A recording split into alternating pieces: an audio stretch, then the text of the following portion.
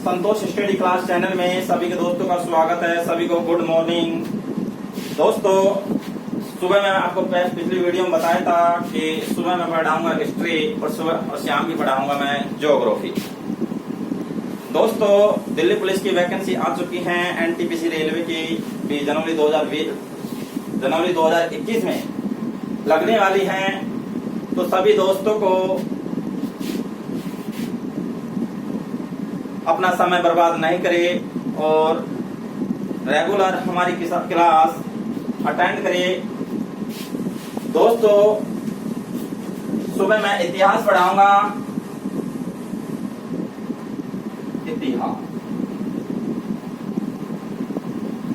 इतिहास का पिता हेरोडोटस। कोई भी विषय है, सब्जेक्ट है, उसका जन्मदाता पिता जरूर होता है। तो इतिहास का पिता हेरोडोटस था, वैसे ही भूगोल का जन्मदाता था हिकेटियास, वैसे ही राजनीति विज्ञान का जन्मदाता था अरस्तु, वैसे ही जंतु विज्ञान का पिता अरस्तु, वनस्पति विज्ञान का पिता थियोफ्रास्टस, वैसे ही अर्थशास्त्र के पिता एडम स्मिथ। तो इतिहास का जन्मदाता भी कौन था? हेरोडोटस। दोस्तों, जो मैंने क्लास ली थी ज्योग्राफी, उसके बाद कमेंट आया था, स्टूडेंट ने ये कहा था कि गुरुजी आप हमको ऐसे पढ़ाने की जगह हमको क्वेश्चन में पढ़ाइए जिससे हमारे और भी हमको बेनिफिट मिलेगा। दोस्तों, ये बोला था तो हमने भी सोचा कि कम समय पर ज्यादा लाभ मिलना ही उचित होता है। तो मैं आपको आज पढ़ाऊंगा सल्तनत काल। सल्तनत काल। सल्तनत काल का बारे में आपको थोड़ा सा बता दूं कि सन 1206 से 1526 के बीच के समय को सल्तनत काल के नाम से जानते हैं। सन 1206 से 1526 के बीच का जो समय था उसे सल्तनत काल के नाम से जानते हैं। या कहे कि गुलाम वंश से लेकर लोधी वंश के बीच के कार्यकाल को हम सल्तनत काल के नाम से जानते हैं। 1206 से 1526 कह दो, या गुलाम वंश से लेकर लोधी वंश के बीच के जो कार्यकाल था उसे भी किस नाम से जानते हैं? सल्तनत काल से जानते हैं। या तीसरी बात कहे कि कुतुबुद्दीन ऐबक से लेकर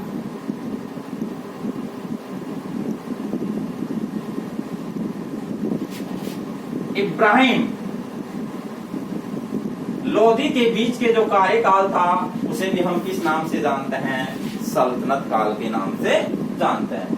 दोस्तों, सल्तनत काल के बारे में जो एग्जामिनर क्वेश्चन पूछता है मोस्ट इम्पोर्टेंट, वो ही आपको लेकर आऊंगा कि कहां से एग्जामिनर उठाता है और कहां तक ले जाता है।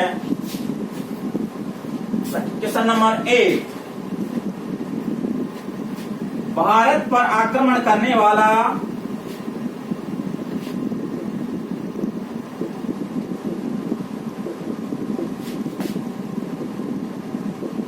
पहला मुस्लिम शासक कौन था? इंपोर्टेंट है, एग्जाम का मोस्ट इंपोर्टेंट कि भारत पर आक्रमण करने वाला पहला मुस्लिम शासक कौन था। 2 सेकंड या 3 सेकंड का आपको समय दूंगा। दोस्तों, आंसर आएगा मोहम्मद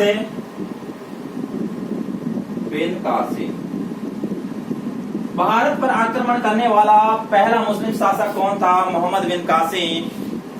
दोस्तों, इस मोहम्मद बिन कासिम के बारे में मैं बता देता हूं। इसने भारत पर सन 712 ईस्वी में भारत पर आक्रमण किया था। भारत पर जजिया कर लगाने वाला पहला मुस्लिम शासक भी कौन था? मोहम्मद बिन कासिम। गैर मुसलमानों से या हिंदुओं से लिया जाने वाला कर क्या कहलाता है? जजिया कर। इस बंदे ने ब्राह्मणों पर नहीं लगाया था। तो एग्जामिनर का अगला क्वेश्चन बन जाता है कि ब्राह्मणों पर जजिया कर लगाने वाला शासक कौन था? तो उसका नाम है फिरोज तुगलक। ब्राह्मणों पर जजिया कर लगाने वाला शासक कौन था? फिरोज तुगलक। जबकि इस जजिया कर को सन 1564 में बंद कर दिया, हटा दिया, और वो शासक का नाम था अकबर। निरक्षर, अनपढ़, बुद्धिमानी था फिर भी, और 1564 में जजिया कर को किसने हटा दिया? अकबर ने। जबकि वापिस सन 1667 में इस जजिया कर को फिर ले आता है, लगा देता है, और उस शासक का नाम था औरंगजेब। औरंगजेब ने लगा दिया सन 1767 में, 1667 में, और अंतिम रूप से जजिया कर को सन 1720 में रंगीला बादशाह मोहम्मद शाह ने क्या कर दिया? समाप्त कर दिया। दोस्तों 5 से क्वेश्चन बन चुके हैं कि भारत पर आक्रमण करने वाला पहला मुस्लिम शासक कौन था? मोहम्मद बिन कासिम। कब किया था? सन 712 ईस्वी में। इस मोहम्मद बिन कासिम ने भारत पर पहली बार जजिया कर लगाया था, और जजिया कर वो कर होता है जो गैर मुसलमान से लिया जाने वाला धार्मिक कर क्या हो जाता है? जजिया कर। जजिया कर उसे कहते हैं कि गैर मुसलमानों से लिए जाने वाला, या कहा जाए हिंदुओं से लिए जाने वाला धार्मिक कर क्या कहलाता है? जजिया कर। और पहली बार किसने लगा दिया? मोहम्मद बिन कासिम ने। इस जजिया कर को ब्राह्मणों पर लगा दिया फिरोज तुगलक ने, और अकबर ने 1564 में इसे बंद कर दिया, हटा दिया। औरंगजेब आता है, इसने सन 1667 में लगा देता है, और अंतिम रूप से सन 1720 में रंगीला बादशाह मोहम्मद शाह इसे क्या कर देता है दोस्तों? हटा देता है। क्वेश्चन नंबर अगला,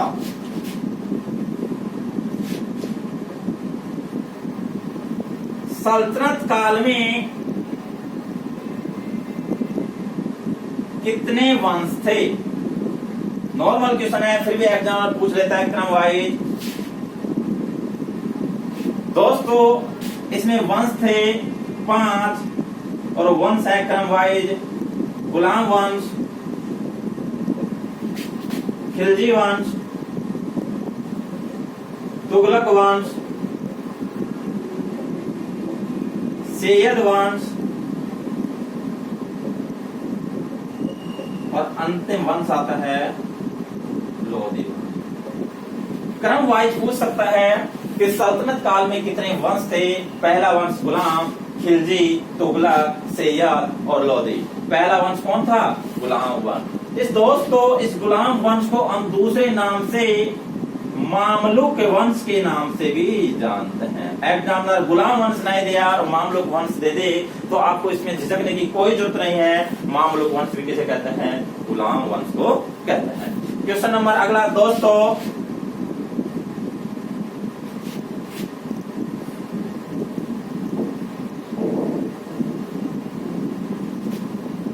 गुलाम वंश का संस्थापक कौन था? गुलाम वंश या मामलुक वंश का संस्थापक या पिता कौन था? तो आंसर आएगा दोस्तों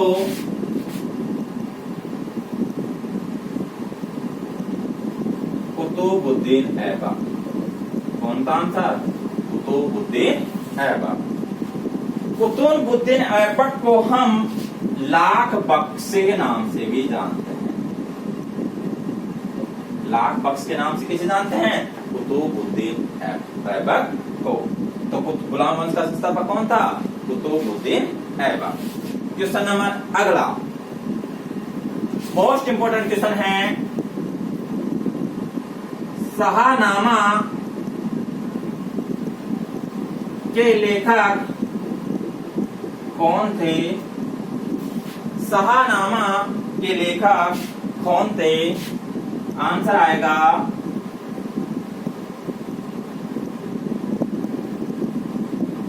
फिरदौसी। शाहनामा के लेखक कौन थे? फिरदौसी। क्वेश्चन नंबर अगला,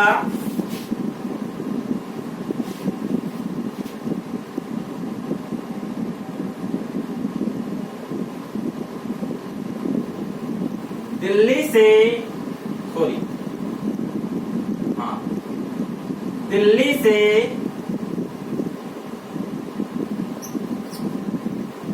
सॉरी, लाहौर से दिल्ली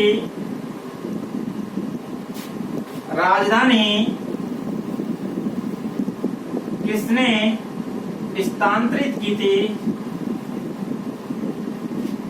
लाहौर से दिल्ली राजधानी किसने स्थानांतरित की थी? तो आंसर आएगा इसमें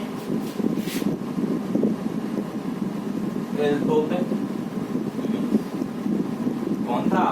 इल्तुतमिश। कुतुबुद्दीन ऐबक ने अपनी राजधानी बनाई थी लाहौर। उस लाहौर को स्थानांतरित करने वाला शासक कौन था? इल्तुतमिश।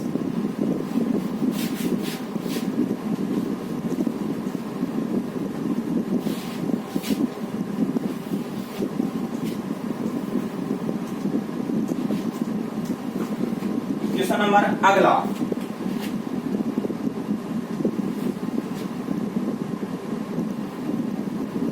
भारत में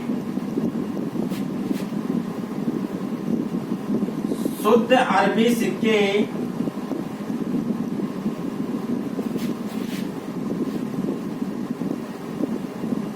किसने चलाए? एग्जाम का मोस्ट इंपोर्टेंट क्वेश्चन है। भारत में शुद्ध अरबी सिक्के किसने चलाए? आंसर आएगा दोस्तों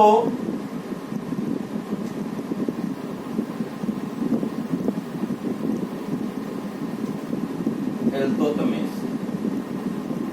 भारत में शुद्ध अरबी सिक्के किसने चलाए थे? इल्तुतमिश ने। दोस्तों इल्तुतमिश था जो कुतुबुद्दीन ऐबक का गुलाम था दोस्तों, और इस इल्तुतमिश ने भारत में शुद्ध अरबी सिक्के चलाए। एक था टंका, टंका चांदी का होता था, और एक था जीतल, ये होता था तांबा का। किसने चलाए? इल्तुतमिश ने। किसने चलाए? इल्तुतमिश ने। दोस्तों ये इल्तुतमिश था जिसने भारत में एकता प्रथा का जन्मदाता भी कहा जाता है। बहुत इंपॉर्टेंट क्वेश्चन है।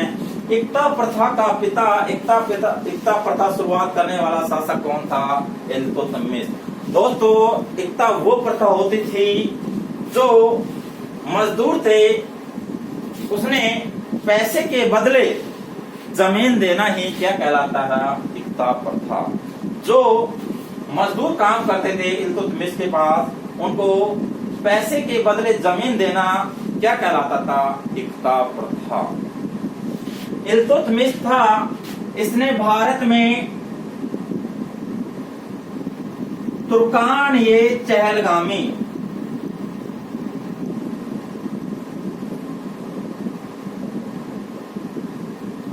काफी क्वेश्चन बन रहे हैं। तुर्कान ये चहलगामी 40 गुलामों का संगठन किसने बनाया था? इल्तुतमिश ने।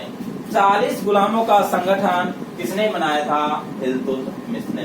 दोस्तों ये इल्तुतमिश था, इसने भारत में खलीफा से सुल्तान की उपाधि प्राप्त करने वाला पहला भारतीय शासक में कौन था? इल्तुतमिश। सुल्तान खलीफा से सुल्तान की प्राप्ति करने वाला पहला भारतीय शासक कौन था? इल्तुतमिश। इल्तुतमिश ने तुर्कान ये चहलगामी 40 गुलामों का संगठन किसने बनाया था? इल्तुतमिश ने। क्वेश्चन नंबर अगला,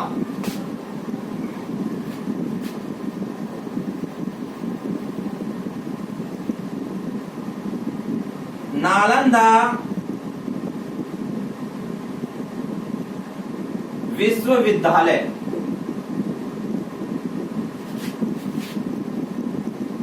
को ध्वस्त, खत्म या तोड़ा किसने था? नालंदा विश्वविद्यालय को ध्वस्त करने वाला शासक कौन था? क्वेश्चन नंबर, इसका आंसर आएगा दोस्तों बख्तियार खिलजी। कौन था? बख्तियार खिलजी।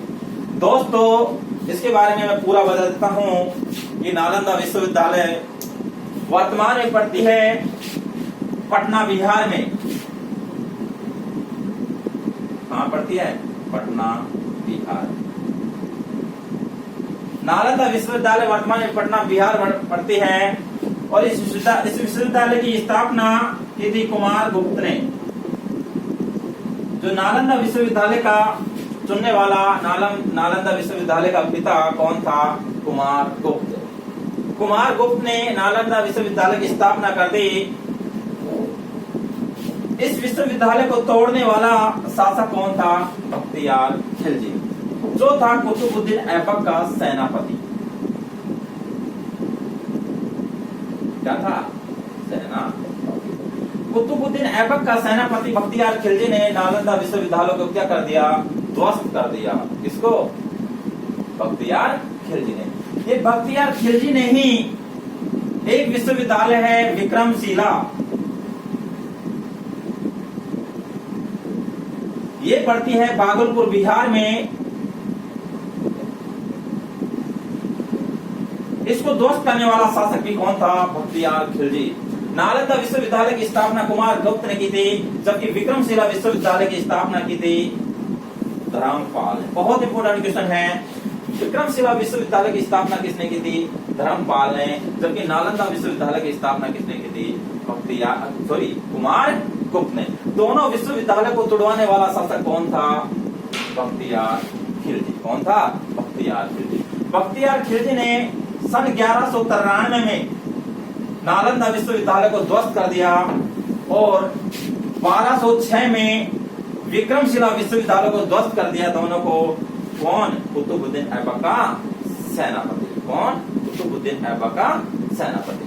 क्वेश्चन नंबर अगला, भारत की पहली महिला शासिका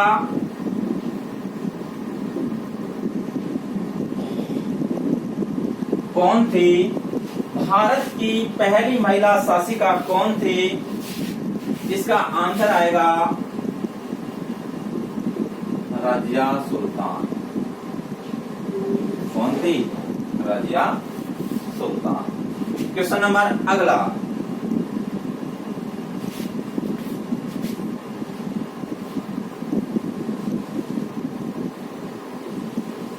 तुर्कान ये चहलगामी संगठन को किसने समाप्त किया?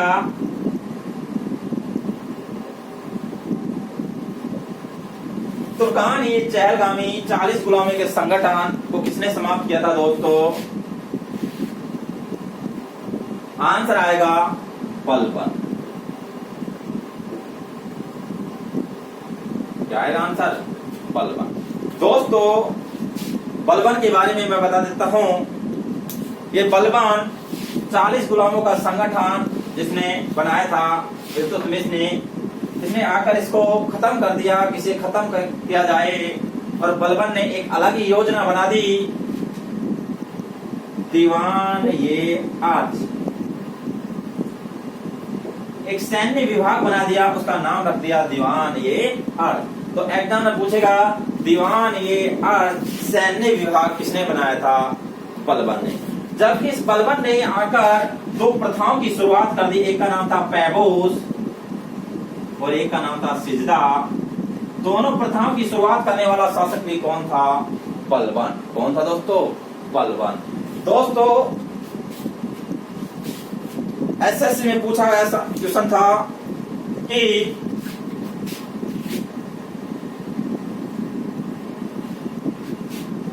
लौह रक्त नीति या कठोर नीति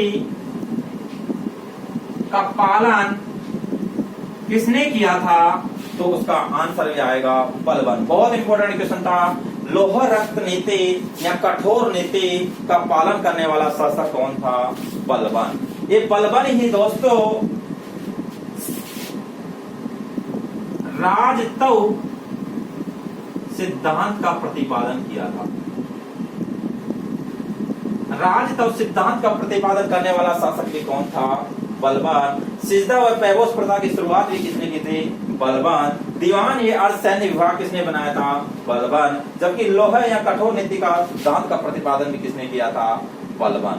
दोस्तों, ये बलबल है जिसने फारसी धर्म का एक त्योहार है, उसका नाम है नवरोज। नवरोज त्योहार मनाना भी पहली बार किसने प्रारंभ किया था? बलबन ने। किसने प्रारंभ किया था? बलबन ने। क्वेश्चन नंबर अगला,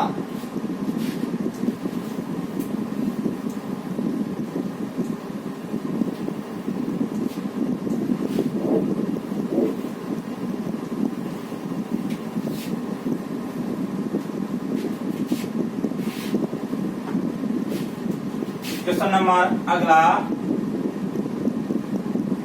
टोपी सीकर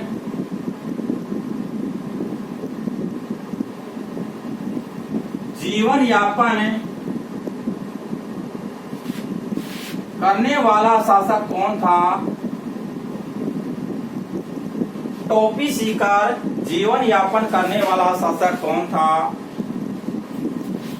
आंसर आएगा दोस्तों नासिरुद्दीन महमूद।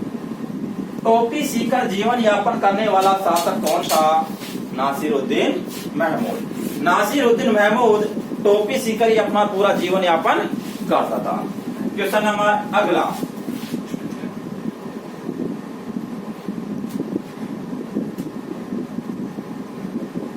गुलाम वंश का अंतिम शासक कौन था? गुलाम वंश का अंतिम शासक कौन था? तो आंसर आएगा दोस्तों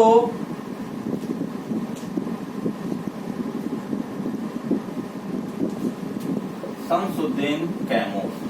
गुलाम वंश का अंतिम शासक कौन था? शमसुद्दीन कैमूर। दोस्तों,